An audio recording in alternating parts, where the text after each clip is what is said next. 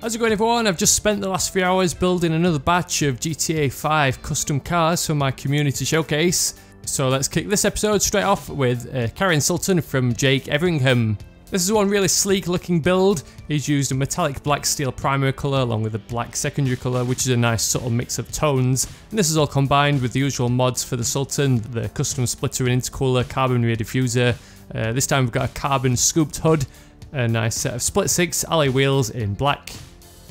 Geo sends in another great looking Sultan, this time it's pimped out with this nice metallic gold paint job. Geo's used the usual body mods, but it is actually interesting to see the Sultan without a spoiler, which makes this build quite cool and unique. Telehall sends in a build based on the Obey tailgater. This one's customised with the front splitter, rear diffuser, mesh grille, vented hood, and a nice galaxy blue paint job with a cream pearlescent. With other body mods such as the sport skirts and high level spoiler, all combined with a nice set of SUV extravaganza wheels, it makes quite a nice tricked out ride. The first of a couple of photos in this showcase is from Brad Sims. His is decked out with a dark blue colour scheme and ice white pearl, then the usual massive wing on the back, the drift bumper and retro racer kit, and this is all based on Brad's own take of his own little drifter. David Cobo sends in an Obey 9F, which he's customised as his dream car. Alongside the subtle mods for the bumpers, he's gone with a racing blue colour scheme, then a nice set of Obey RS alloy wheels in frost white. We've got yet another replica of the Dodge Daytona coming up next, this time from Peyton David. This one's customised with the usual tweaks, which turns the Phoenix into that retro NASCAR racer. So we've gone for the custom chin spoiler, the iron mask front grille, then the ultra blue colour scheme, and of course that massive high level spoiler on the back. We've got a sweet looking Ubermax Sentinel XS coming up next from Reese Roland. This one looks awesome with the splitter with cannons on the front end, carbon diffuser and tow hook on the back end, a big boy exhaust, carbon hood, carbon wing, then a nice set of Duper 7 alloy wheels along with the black paint job with a race yellow pearlescent. The next Karin photo in this showcase is from Medina. This one looks pretty awesome with the matte red paint job, then all the cool mods such as the custom front splitter, drift bumper with charm on the back end, black grille, carbon vented hood, full roll cage and massive drift wing. And I particularly like are the yellow Rally Master wheels tie into the sticker colour to create a red and yellow colour scheme. Another popular build for the Imponte Phoenix is Dom's Charger Daytona from the Fast and Furious 6 movie. So Callum Watts gone with those usual mods of the iron mask and high level spoiler, just like that previous Dodge Daytona build. But to tie this one into the Fast and Furious 6 feature car, it's given a cabernet red paint job. Mike Ronnie's come up with a nice colour scheme for his True Fade Adder. This is one car where there's no mods with the exception of the wheels and the respray, but Mike's gone with a metallic bronze base colour and then a race yellow pearl, which gives it this nice gold appearance.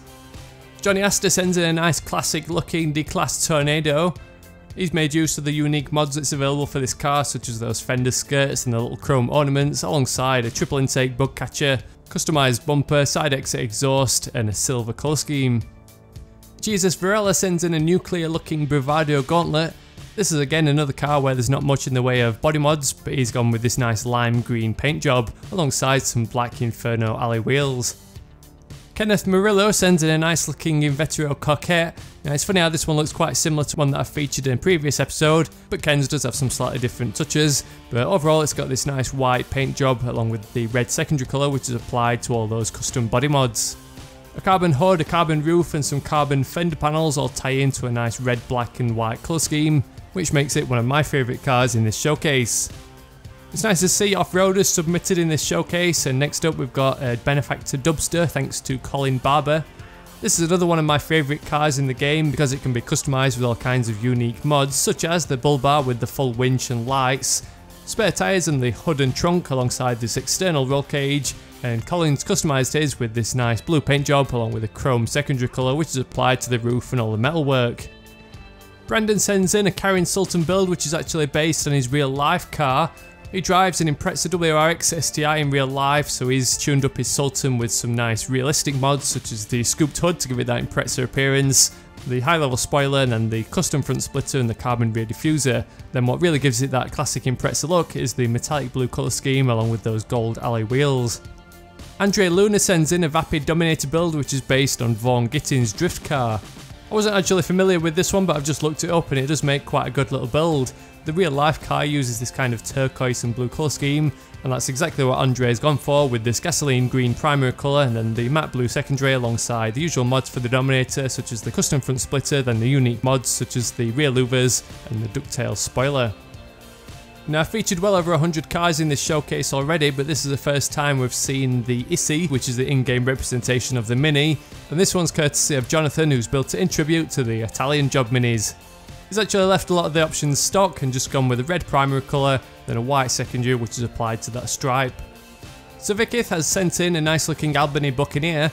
This one's pimped out with a nice dark green paint job and then a gold pearl alongside some custom body mods such as the custom front splitter, de-chromed rear bumper, custom grille, that nice subtle cowl induction hood, then a nice set of drag SPL wheels tied into the colour scheme with a gold paint job. And to finish off showcase number 9, we've got what must be the simplest build in this series so far from Austin Ankney. He's chosen the Bravado Banshee and tuned it up with reference to CJ's Banshee from Grand Theft Auto San Andreas. So all that's really required was to just change the colour scheme to a gasoline green with a black stripe. All the body mods and wheels are all left as stock. So that just about wraps up showcase number 9. I've almost managed to work through all those submissions that I received what's now over a month ago. So if you want to submit your car to be featured in the last couple of episodes, then be sure to follow me on Twitter or Facebook. That's where I'll be posting out the news as to when the submission form is reopened. In the meanwhile, I do have some cars left over in my email inbox to feature in showcase number 10, as well as a couple of cars I've had to skip over simply because I couldn't find the car anywhere in Los Santos. But stay tuned for the next showcase. Thanks for watching, and I'll catch you all later.